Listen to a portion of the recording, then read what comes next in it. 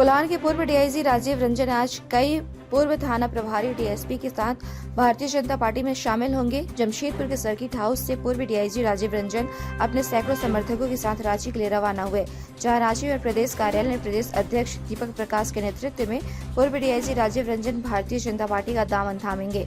कोल्हान के पूर्व डीआईजी राजीव रंजन ने कहा कि पुलिस और राजनीतिक पार्टी में बहुत अंतर होता है, मगर देश के प्रधानमंत्री नरेंद्र मोदी के कार्य को लेकर हम उनसे बहुत प्रभावित हैं और भारतीय जनता पार्टी के सिद्धांतों पर हमें चलना है। पार्टी कोई भी जिम्मेदारी दे, उसे निभाने के लिए हम तैयार हैं। नरेंद्र मोदी जिंदाबाद, जिंदाबाद, जिंदाबाद। नरेंद्र मोदी जिंदाबाद, जिंदाबाद, जिंदाबाद।